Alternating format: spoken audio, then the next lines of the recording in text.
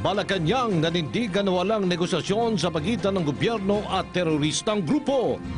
Rehabilitasyon sa Marawi City, pinaghahanda ng pamalaan.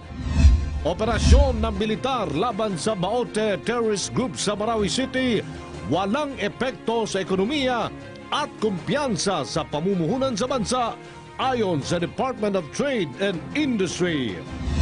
Department of Education, pinaghahanda na ang Brigada Eskwela sa Marawi City. At Metro Manila Development Authority o MMDA, pinag-aaralan na palawigin ang number coding ng mga sasakyan para maibsan ang traffic sa Kalakang, Maynila.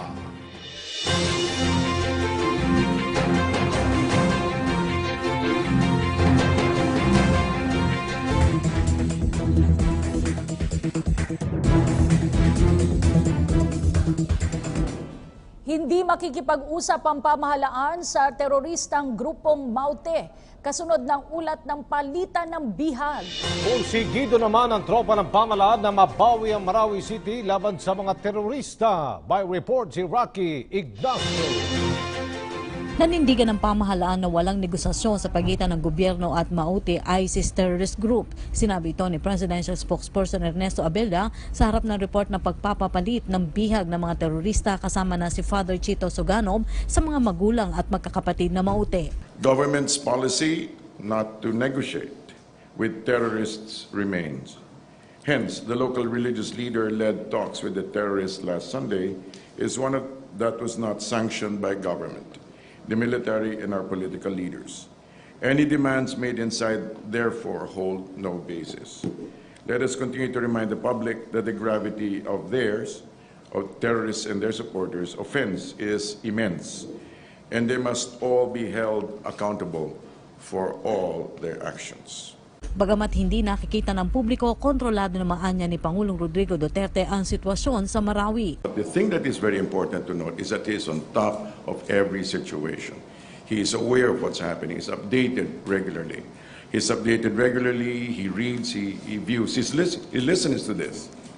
And he's quite aware. And again, this is just his, like we said, working style, and it was not meant to cast aspersions upon anybody, but this is the way he works.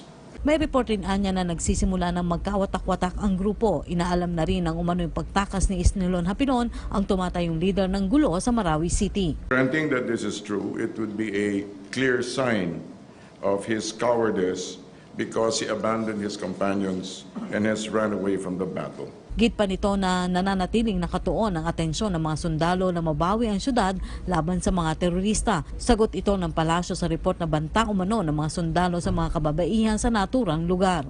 Accusations of alleged threats purportedly encouraged by the President's remark are part of the propaganda used by the enemy to win sympathy among the people of Marawi and for the government to fail in its mission. It says, let us not be fooled by such dubious claims. Sa kasalukuyan, naghahanda na rin ang gobyerno sa ipatutupad ng rehabilitation sa Marawi City. Para sa bayan, Rocky Ignacio.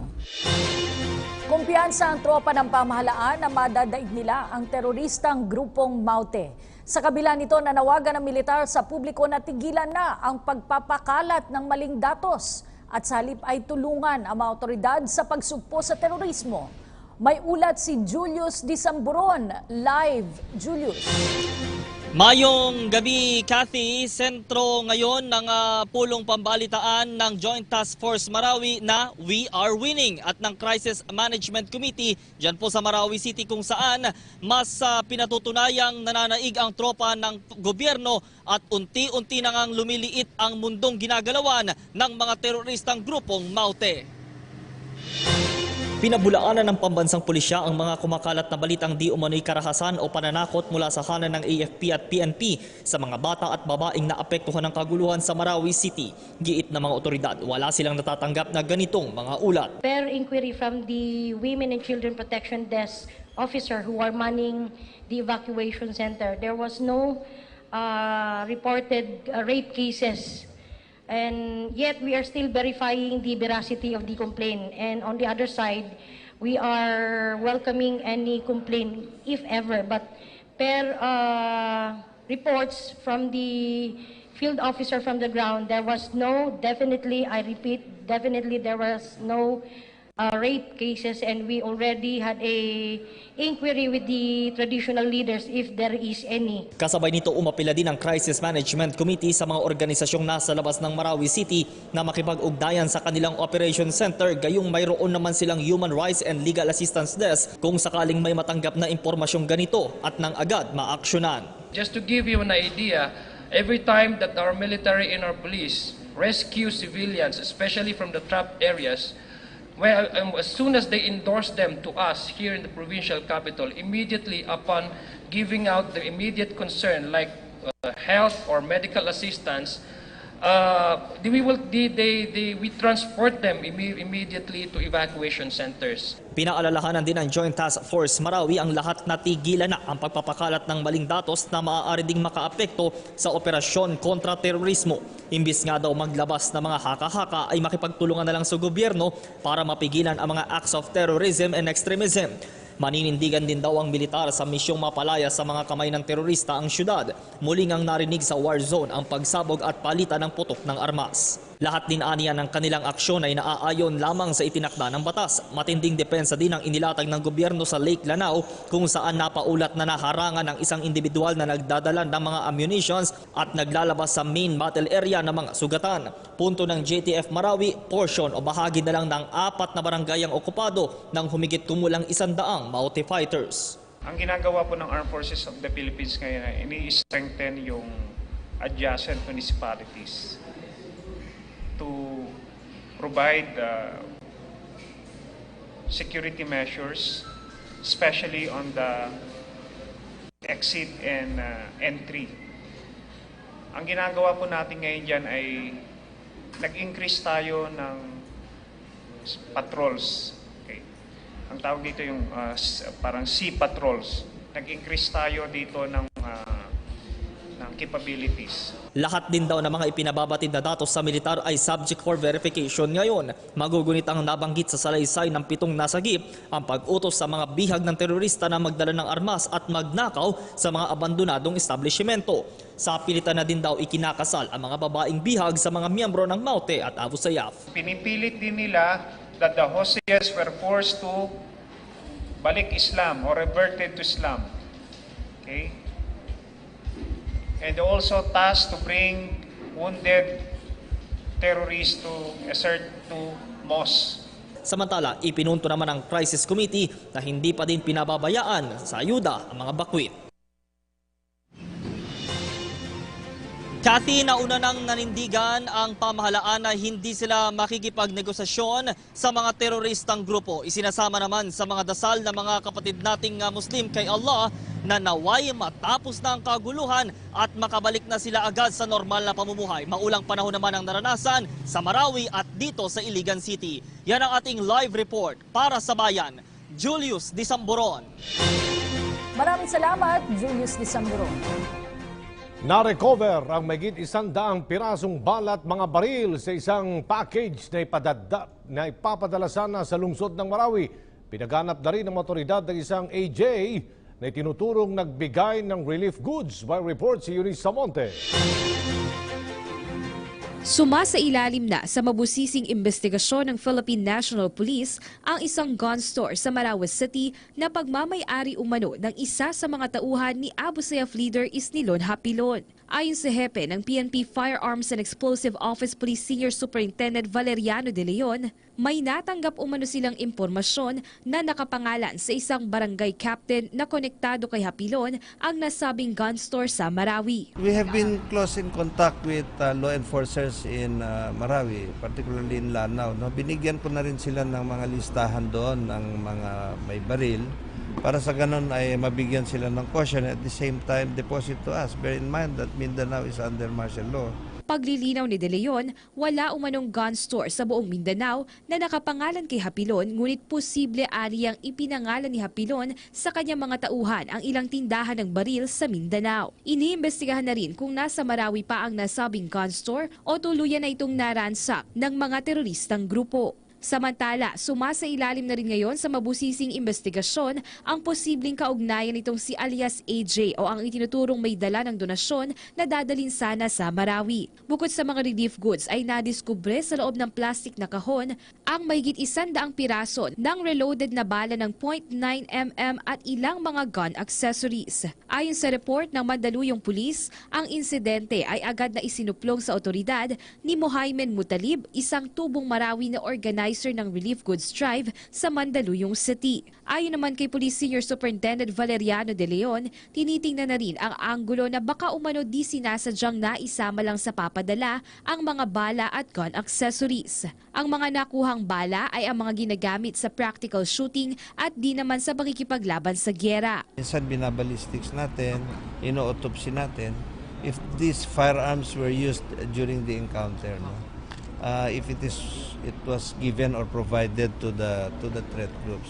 But if it is legally owned by someone, iniimbestigahan na rin ngayon ng Mandaluyong City Police kung mayroon pang mga kasama ito at kung ano nga ba ang totoong motibo sa natagpuang bala ng baril na isinilid sa mga relief goods. Para sa Bayan, Eunice Monte. Magpapadala ang Australia ng 2 military aircraft sa Pilipinas para tuluyan ng mapulbos ang teroristang grupong Maute sa Marawi City. Tinutugis na rin ng militar ang 2 leader na sina Abdullah at Madi Maute na nakausap ng mga emisaryong tumulong sa pag-rescue sa mga sibilyan sa kasagsagan ng humanitarian pause. May ulat si Eunice Monte. Bukas ang Armed Forces of the Philippines sa tulong na ibibigay ng bansang Australia. Ito ay upang tuluyan ng maubos ang teroristang grupo ng Maute sa Marawi City. Di man nabanggit ang eksaktong petsa kung kailan nakatakda namang magpadala ang Australian government ng 2 military aircraft sa Pilipinas upang tulungan ang mga sundalo na kikipagbakbakan sa teroristang grupo. Though that offer has been accepted by our Armed Forces of the Philippines and we are very thankful with our Australian counterparts for that offer, but to my knowledge, up to now, hindi pa po natin ito nai-employ. Ayon sa email na pinadala ni Australian Defense Minister Marise Payne, tinanggap na umano ng Pilipinas ang kanilang alok na 2 AP-3C Orion aircrafts bilang surveillance support sa mga sundalong nakikipagbakbakan sa Mindanao. Matatandaang mayroon ring malawak na defense cooperation program ang Australia at Pilipinas na sumasaklaw sa counter-terrorism cooperation. Ayon naman sa hepe ng Public Affairs Office Colonel Edgar Arevalo, nakadepende umano sa commanders on the ground kung kailan gagamitin ang tulong mula sa Australia. Our commanders on the ground know that we have accepted this particular generous gesture of our Australian counterparts, and we're leaving it up to them to determine what exactly these are and how exactly this help or assistance from the Australian Defence Force can be employed vis-a-vis the situation obtaining on the ground. Matatanda ang bukod sa Australia, una nang inamin ng militar na tumatanggap ito ng tulong teknikal mula sa Estados Unidos. Samantala, habang may posibilidad nga umanong wala na sa Marawi ang Abu Sayyaf leader na si Isilon Hapilon at bineberipika na ang pagkamatay ni Omar Maute, 2 namang leader ng Maute ang tinutugis ng militar ngayon sa pangunguna ni Abdullah at Madi Maute. Ang mga ito ay personal na nakausap ng mga emisaryong tumulong sa pag-rescue sa mga sibilyan sa kasagsagan ng humanitarian pause. Muli naman nilinaw ng militar na wala umanong negosasyong nagaganap sa pagitan ng AFP at ng teroristang grupo, bagkus patuloy ang kanilang operasyon upang tuluyan ang maubos ang natitira pang miyembro ng teroristang grupo. Para sa Bayan, Eunice Monte. Pinaghahandaan ng pamahalaan ng Brigada Eskwela sa Marawi City. Sa ngayon, wala pang anunsyo kung kailan magsisimulang klase sa lungsod. Pero ayon kay DepEd Secretary Leonor Briones, oras na bigyan sila ng clearance ng mga otoridad para ayusin ang mga paralang nasira ng bakbakan, ay agad silang magpapadala ng mga tauhan doon. Bukas naman ang DepEd sa pagtanggap ng mga volunteer. Nangangailangan din ito ng construction supplies katulad ng pintura, semento, pako, yero, kahoy at iba pa. Para sa mga nais magabot ng tulong, makipag-ugnayan lang sa DepEd External Partnerships Service. Ilang establishmento sa Mindanao ang napag-alaman ng DTI na lumabag sa ipinatutupad na price freeze. Ang ulat mula kay Dayan Queret. Tuloy-tuloy ang close monitoring ng Department of Trade and Industry o DTI sa presyo ng mga pangunahing bilihin sa Mindanao. Ito ay kaugnay sa pagpapatupad ng price freeze sa rehiyon kasabay ng pagdedeklara ng martial law roon. Ayon sa ahensya, may ilan ng establishmento ang inisyuhan ng show cause order matapos mapag-alaman na lumabag ang mga ito sa pinatutupad na price freeze. We found two business establishments, particularly in Ligan City, that are selling above the price freeze. Also in Lanao del Norte and Surigao, we found 7 major establishments who are reported to have increased prices of basic necessities on a range of about 10 centavo to 2 pesos. Paliwanag pa ng ahensya, karamihan sa mga establishmento na nakita ng paglabag ay mataas ang presyo sa mga manufactured canned goods.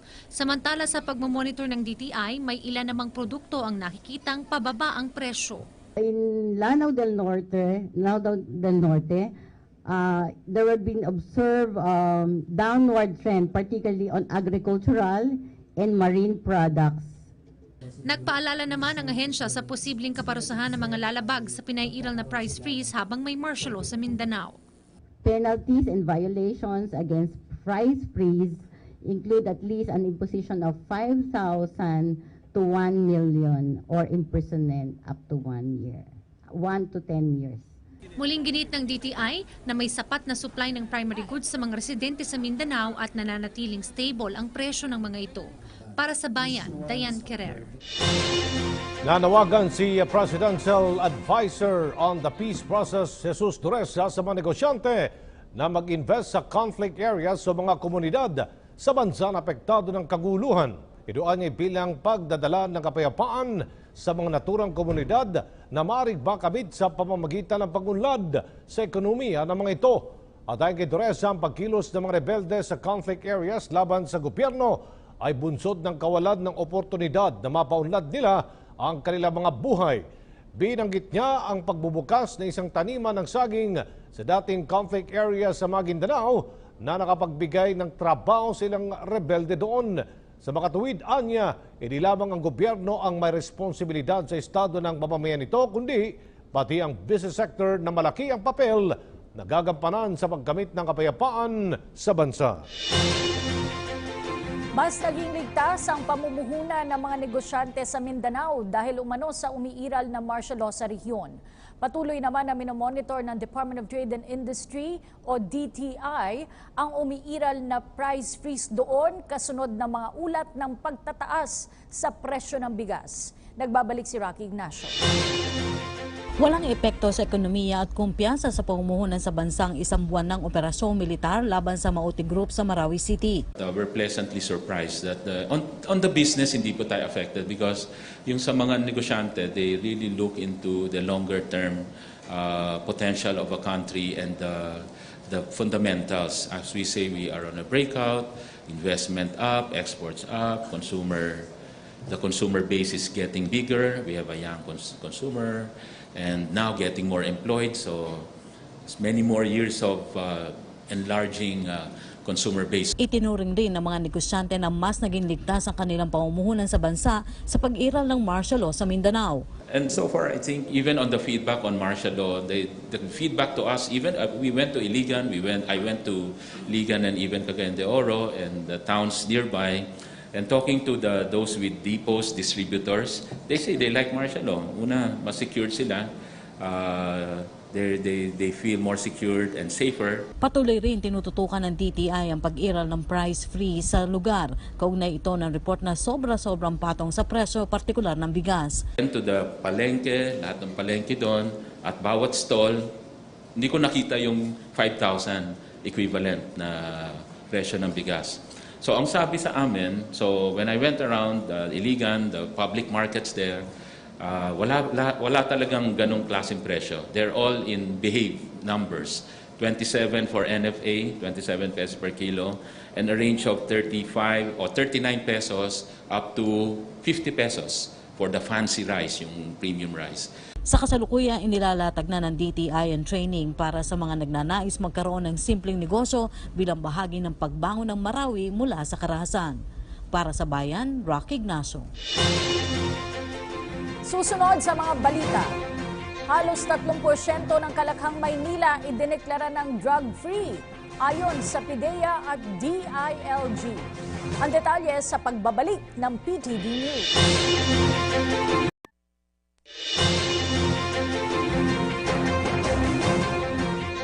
Halos 30% ng Metro Manila ang drug-free na ayon sa Department of Interior and Local Government o DILG at Philippine Drug Enforcement Agency o PIDEA.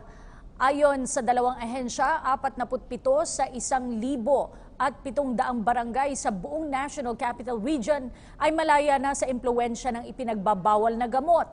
Batay sa kanilang datos, ang Quezon City ang may pinakamaraming bilang ng barangay na cleared sa iligal na droga na umabot sa 11, kasunod ang 9 na barangay sa Las Piñas. Sa kabila nito, tiniyak ng PIDEA, DILG at PNP na tuloy-tuloy pa rin ang war on drugs ng Duterte administration para madagdagan ang mga barangay sa Kamaynilaan na mailigtas mula sa impluwensya ng iligal na droga. Tiniyak ni Justice Secretary Vitaliano Aguirre II na walang selective justice na mangyayari sa muling pag-iimbestiga sa mga kasong may kaugnayan sa pork barrel scam. Una na nagpayag ang tinaguriang pork barrel queen na si Janet Lim Napoles. Nanda siyang pangalanan ang iba pang sangkot dito. Report si Sweden Velado. Iniutos ni Justice Secretary Vitaliano Aguirre II ang reorganisasyon ng task force na humahawak sa mga kasong may kinalaman sa maanumalyang Priority Development Assistance Fund o PDAF scam. Sa isang text message, sinabi ng kalihim na si Undersecretary Antonio Co ang itinalaga niyang bagong pinuno ng task force. Papalitan ang dating task force na binubuo ng piling agents mula National Bureau of Investigation na binuo ni Noy Justice Secretary Leila de Lima sa ilalim ng Administrasyong Aquino. Tulad ng nakaraang investigasyon, i-validate ang mga pahayag at ebidensya mula Commission on Audit o COA at iba pang sangkot na implementing agencies. Giit ni Aguirre, sa kanilang pag-iimbestiga, makatitiyak ang publiko na walang iiral na selective justice, hindi tulad sa nakaraang administrasyon. Kasalukuyan pa rin nahaharap sa kasong pandarambong kaugnay ng PDAF scam sina dating Senador Bong Revilla, Jinggoy Estrada at Juan Ponce Enrile. Pumayag si Aguirre na muling buksan ng PDAF cases matapos sabihin ng itinuturong PDAF scam queen na si Janet Lim Napoles na payag siyang magsiwalat ng mas marami pang mga pangalang sangkot sa scam. Inalam natin ang pulso ng ilan sa ating mga kababayan. Pabor ba silang muling buksan ang mga kaso ng PDAF? Mas mainam. Bakit po? Kasi kung talagang may may katotohanan, hindi dapat malaman ng taong bayan. Hindi na po. Bakit po? Kasi tapos na yung issue yun eh. Oo naman. Bakit po? Para malalaman yung katotohanan. Kasama ang mga pangalan ni Senador Antonio Trillanes, Franklin Drilon at Leila de Lima sa mga umano'y sangkot sa PDAF scam ayon kay Napoles. Para sa Bayan, Sweden Velado. Tumatanggap na po ng mga aplikante ang Judicial and Bar Council o JBC para sa posisyong babakantihin ni Sandigan Bayan Associate Justice Rodolfo Ponferrada sa Setyembre. Isa sa ilalim sa psychological examination at public interview ang mga aplikante para makapili ang JBC na mga isasama sa shortlist na isusumite kay Pangulong Rodrigo Duterte. Personal applications lang ang tatanggapin ng JBC na maaaring ipasa sa kanilang opisina sa Korte Suprema sa Maynila hanggang ika-17 ng Hulyo. Nakatakdang magretiro si Ponferrada, ang chairman ng 6th Division ng Sandigan Bayan, sa darating na Setyembre.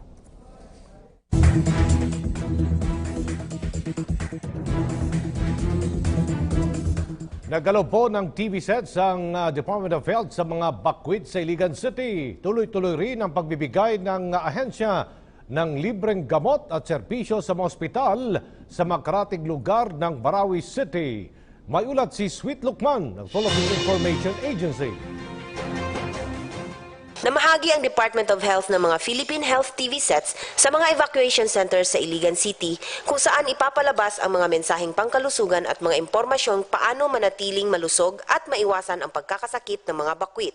Alinsabay nito, nagbigay din ng mga bentilador ang ahensya para sa karagdagang bentilasyon sa mga evacuation centers. Sinisiguro ni DOH Secretary Pauline Jean Obial na lahat ng health services sa mga rural health units, barangay health stations at mga ospital dito sa Iligan, Lanao del Sur, Lanao del Norte, pati na sa Cagayan de Oro ay libre para sa mga IDPs, home-based man o yung mga nasa evacuation centers. Iginiit din niya na pag-iigihan daw ng ahensya na maging fully functional at operational lahat ng mga health centers at ospital dito kapag natapos na ang kaguluhan sa Marawi. Samantala, umabot na ng higit 900 bakwit ang naitala ng DOH na nabigyan ng libreng gamot at serbisyo sa pampubliko at pribadong ospital sa mga karatig lugar ng Marawi City. Sa ilalim ng Medical Assistance Program ng PhilHealth at DOH, nabibigyan ng libreng serbisyo medikal ang mga IDPs. Para sa Bayan, Sweet Lukman, Philippine Information Agency. Binigyang ni TESDA Director Giling Mamundyong ang kahalagahan ng edukasyon para mapanatili ang kapayapaan sa bansa. Hinimok rin niya ang mga terorista na makipag-usap ng maayos sa pamahalaan para sa kapayapaan sa Mindanao. May ulat si Ruby Balistoy ng Philippine Information Agency.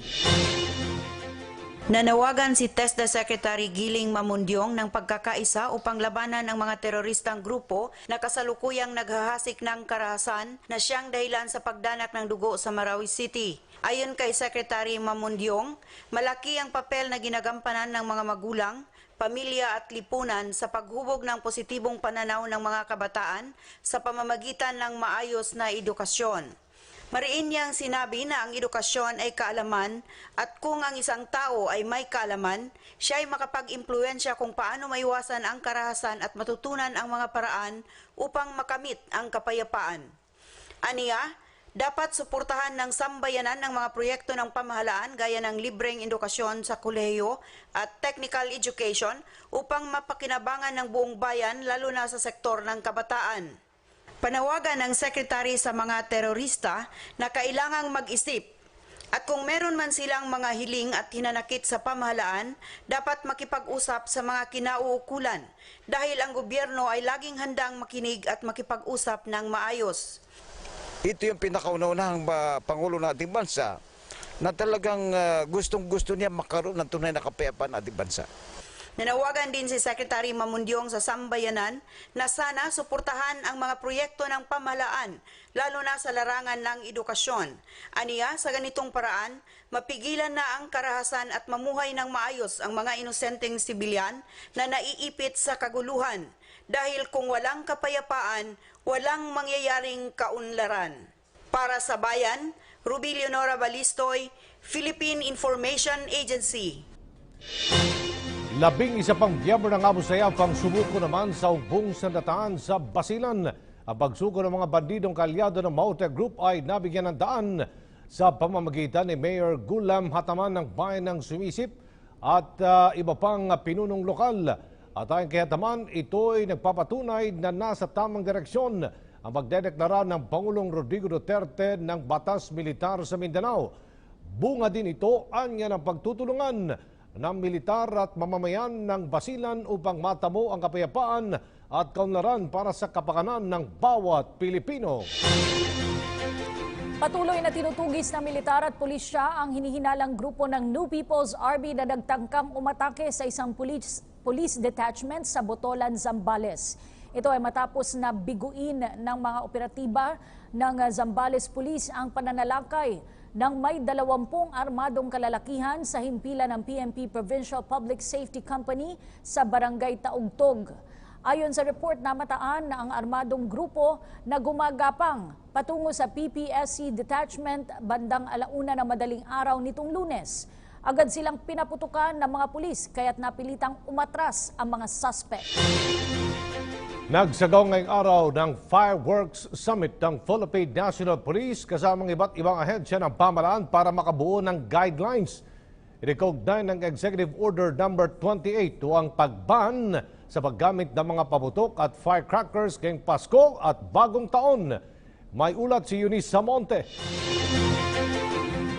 Zero casualty. Ito ang target ngayon ng Philippine National Police sa nalalapit na Pasko at Bagong Taon. Base na rin ito sa nilagdaan ni Pangulong Rodrigo Duterte na Executive Order No. 28 o ang pagbabawal sa paggamit ng mga paputok at firecrackers upang maiwasan ang aksidente at di na madagdagan pa ang casualties, lalong-lalo na sa mga menor de edad kada taon. Layunin ng summit na ito na bumuo ng malinaw na guidelines sa pagpapatupad ng EO No. 28 bago pumasok ang months. Sa pangunguna ng PNP na siyang magpapatupad ng mga panuntunan dito, kasama rin sa summit ang mga maliliit at malalaking negosyante sa paggawaan ng paputok upang mapag-usapan na maayos kung paano magbebenepisyo ang magkabilang panig ng walang nasasakripisyong kabuhayan sa panig ng mga negosyante at buhay ng mga individual. The executive order provides for the 30 days kaya ito ay this is very timely na gawin natin itong summit.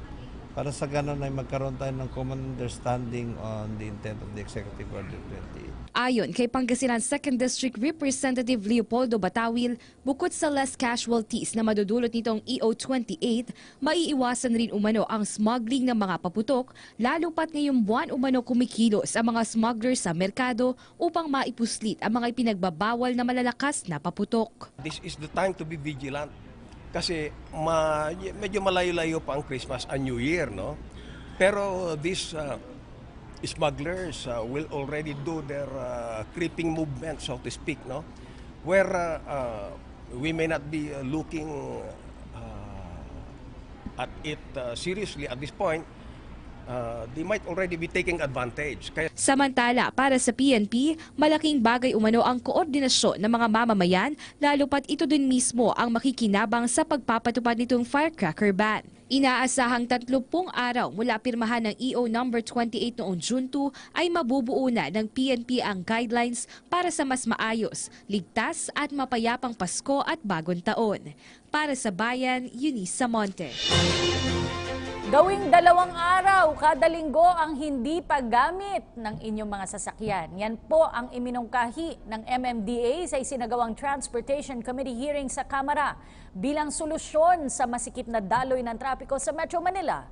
May ulat si Jervis Manahan. Dahil sa usad pagong natakbo ng mga sasakyan sa mga lansangan, pinag-iisipan na ng MMDA na gawing 2 araw ang coding sa halip na isa lamang kada linggo. Yan ang nakikitang solusyon ni MMDA Chairman Danny Lim nang humarap sa Committee on Transportation ng mababang kapulungan.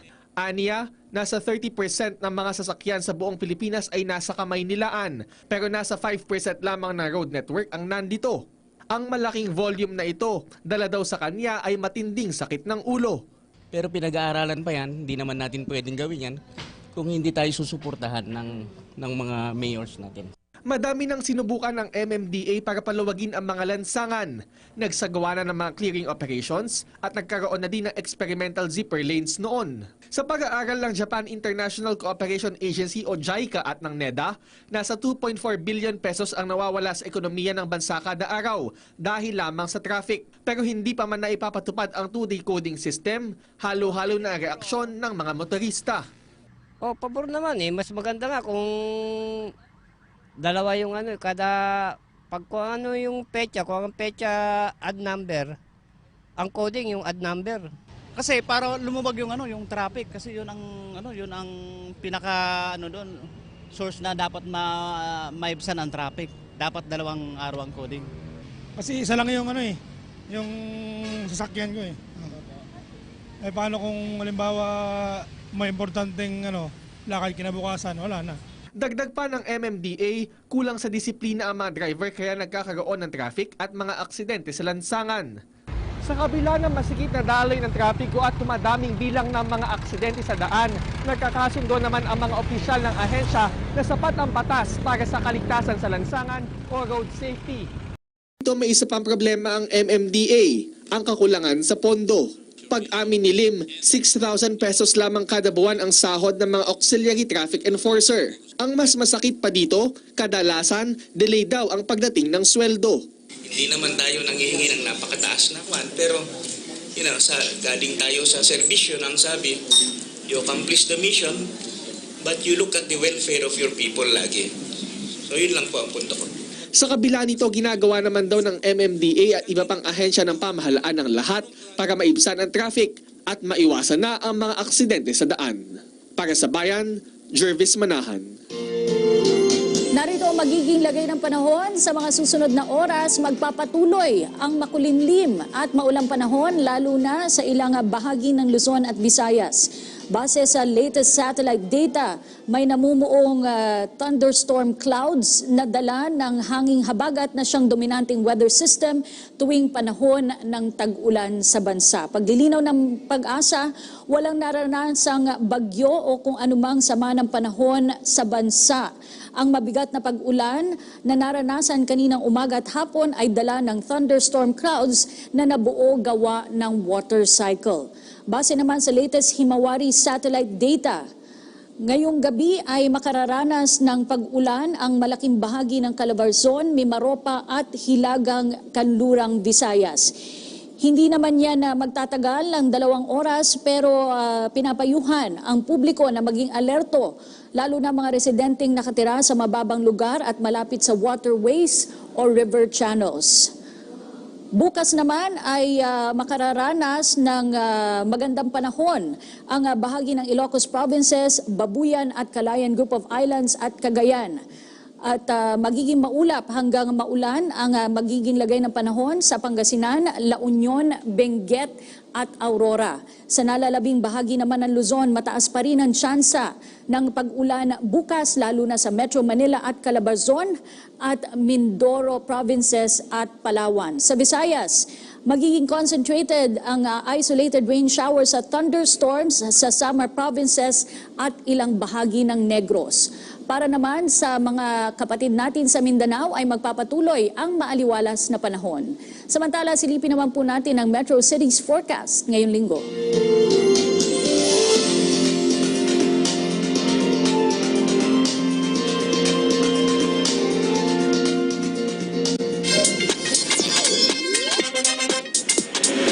Para po sa mga nagdanais na maging bilyonaryo, darito resulta para sa Suertres Lotto na pinola kaninang alas 11 ng umaga. Ang winning numbers ay 172.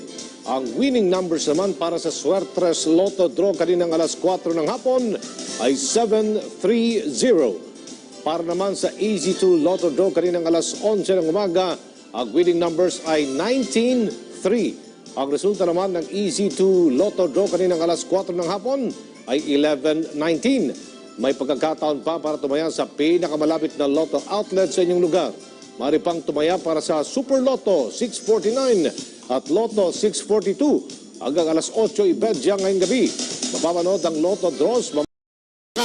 Ang isang nanay, ang kanyang 3 anak, pati yung lola, inihinala ring ginahasa ang 2 sa mga biktima. Nakatutok si Emil Sumangil. Duguan at wala ng buhay ng datnan ni Dexter Carlos ang kanyang buong mag-anak sa kanilang bahay sa San Jose del Monte, Bulacan. Ang kanyang 58 taong gulang na biyanan na si Auring Dizon ang una niyang nakita mula sa bintana na nakabulagta sa sahig sa sala at walang damit pang ibaba. Nasa likod naman ng bahay ang kanyang asawang si Estrella, 28 years old. Wala rin tong halos saplot. Sa loob ng kwarto sa ikalawang palapag, ito ang kanyang nakapangihinang nakita. Ang bangkay ng kanyang 3 anak, edad 11, 7 at ang pinakabata, 1 taong gulang. Lahat ng mga biktima tad-tad ng saksak sa katawan. Ayon kay Dexter, kakauwi lang niya noon galing ng kanyang duty bilang security guard. Wala raw sumasagot sa kanyang mga tawag bago mag-alas 9 ng umaga, kaya inakyat na lang daw niya ang gate ng bahay. Hinala ng pulisya, parehong ginahasa ang asawa at biyanan ni Carlos.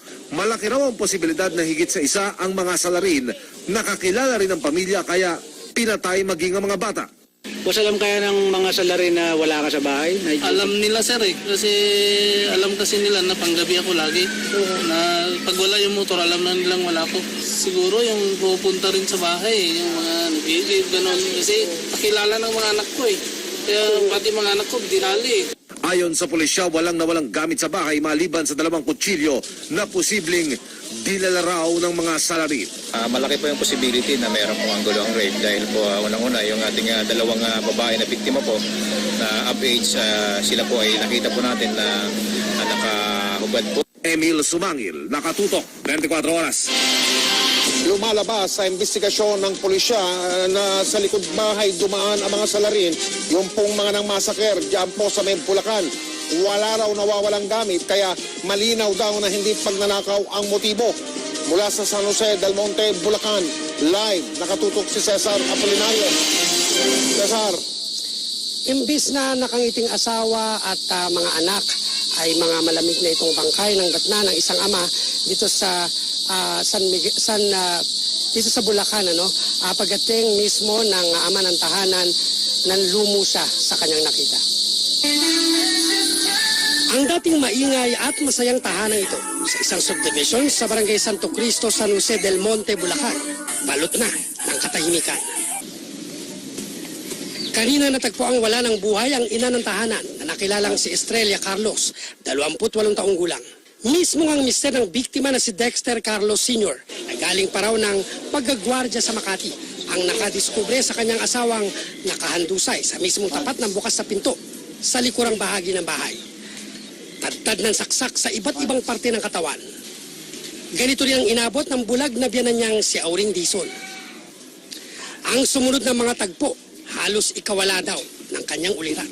May tama ng saksak sa likod ang bunsong si Dexter Carlos Jr., 1 taong gulang. Tama naman sa lieg ang kinamatay ng 11 taong gulang na si Donnie. Habang ang 7 taong gulang na si Ella, may saksak sa dibdib at sa tiyan. Puro pinagsasaksak yung bulag na nabiyanan ko, rinape pa Sa paunang investigasyon na lamang walang gamit na ninakaw sa mga biktima, maliban sa 2 kitchen knife na posibleng ginamit daw sa pagpatay sa mag-ina at sa lola nito. Nakita po si Estrella Dizon sa likurang bahagi ng bahay sa may pintuan at nakahandusay din po at walang saplot yung pang-ibabang parte ng kanyang katawan. Yung mga biktima po ay nakahubad po at wala pong saplot sa katawan, so possibly po sila po ay na-rape bago sila pinatay. Kakilala raw ng pamilya ang suspect na posibleng hindi raw nag-iisa nang gawin ang karumal-dumal na krimen. Inespeksyon ang bakod sa likurang bahagi ng compound at nakita ang nakataas na mga wire, pati ang marka sa mga pader. Sa pinto sa likod ng bahay raw posibleng dumaan ng mga suspect na ang tanging pakay raw ay ang panggagahasa. Sabi ng mga PNP, hindi lang isang tao, siguro grupo daw yung manat. Kahit man lang sana, tinira yung mga anak ko. Hindi, ang babata pa nila yan para mapagbigyan naman sana silang lumaki. Lahat ng may access po sa bahay nila, either dahil sa kanilang pagpapaigib ng tubig at yung kanyang mga kapitbahay at saka yung tricycle drivers po na nandito po sa palibot na nakaparada po sa harap ng kanilang bahay, ay yan pong lahat ay ating tinitingnan. Mike, ang sinasabi ng pulisya na mga pinagtatanungan nila mula kaninang umaga nang matagpuan yung mag-iina rito sa loob ng bahay ay mga kapitbahay yan na hindi raw mga suspect kundi persons of interest. Kaninang bago umere, Mike, ay may 2 mag-anak na inimbitahan din, although nagkaroon ng tensyon dito dahil natakot yung mga kaanak ng 2 inimbitahan na yan at nagkaroon ng confrontation at sinabi ng mga kamag-anak na wag dalhin, pero kailangan pa rin dalhin, Mike, dahil nga persons of interest yung 2 na yon at pinaliwanag mismo sa pamilya na hindi mga suspect, inimbitahan para lang tanungin dyan sa police station para nga raw makatulong sa pagresolba ng kaso. Mike? Maraming salamat, Cesar Apolinario. Marami pa po tayong maiinit na mga balita. Nag-uumpisa pa lang po tayo ngayong gabi sa 24 oras. Kasama po natin ngayong pong Martes na ito ng isa po sa mga pinagkakatiwalaang mamamahayag at batikang tagapagbalita ng GMA News. Narito po walang iba kundi si Maris Umali. Maris. Salamat, Mike. Patay ang isang lalaki matapos makaladkad at magulungan ng pampasaherong bus. Ang malagim na aksidente na hulikam. Nakatutok si Cedric Castillo, exclusive. Sa bahaging ito ng A. Bonifacio Avenue sa Barangay Balingasa, Quezon City, Hunyo 11, bandang alas 4:30 ng madaling araw, nakuha na ng CCTV si Pedro Sarmiento, matador sa isang palengke sa Quezon City. Sa video, makikitang huminto ang isang bus at nagbaba ng mga pasahero. Dito makikita si Sarmiento na naka-stripes na damit. Bago pa makalapit sa pinto, umusad na ang bus at kanya itong hinabol. Bagaman nakakapit, hindi na nagawa pa ng biktima na sumampa sa bus. Bahagya siyang nakaladkad, saka nagulungan ng sasakyan.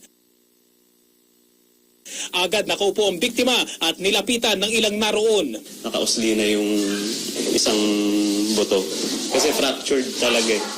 May gas-gas sa side ng kaliwang hita. Nagsasabi rin siya dun sa kay Andrew, yung tumulong sa tatay ko, na masakit yung paa niya, hindi niya maigalaw. Tapos kung pwede, dalhin na siya sa orthopedic. Ang bus na naka-aksidente kay Sarmiento, tuluyan ang nakalayo. Ang laki talaga ng negligence na ginawa ng driver tsaka ng konduktor. Imposibleng hindi naramdaman ng konduktor ng driver. Dahil kitang-kita yung bus gumanon eh. 8 minuto matapos ang aksidente, dumating na ang mga responding police Quezon City. Sa larawang ito, makikitang duguan ang kanang paa at binti ng biktima na nakahiga sa kalsada. Sa dulo ng CCTV footage, makikita sa timeline na 45 minutes na ang nakalipas. Nasa accident site pa rin ang biktima. Sa pagsisiyasat daw ng mga anak, mag-aalas 6 ng umaga nang madala si Pedro sa ospital. Bandang 1:00 raw ng tanghali, namatay sa ospital ang biktima. Yung isang tao na tumulong sa tatay ko, willing na siyang isakay yung tatay ko sa ospital, kaya lang hindi pinayagan ng mga polis. Emergency na yun eh. Hindi na tayo kailangan maghintay pa kung sino pang darating na rescue team. Andiyan na may nag-o-offer na ng tulong eh. Hawak na ng traffic sector ng QCPD ang kaso. Tumanggi munang magbigay ng pahayag ang investigador. Ayon sa ilang nakausap namin, SOP raw na rescuers na may training ang papayagang kumuha sa biktima para maiwasan na lalo pang mapahamak. Ang kaanak ng biktima, nakuha naman ng CCTV footage na ito para matukoy ang bus company na sangkot sa aksidente. Hindi na nila hinintuan, hindi na nila tinulungan, at hanggang ngayon, no? Makalipas ang ilang araw na nakakalipas, no? Wala pa rin. We have to identify yung driver, get in touch with the bus company dahil identify na yun, no? At magsampa ng kaso sa kanila. Nakatakda raw makaharap ng pamilya ng biktima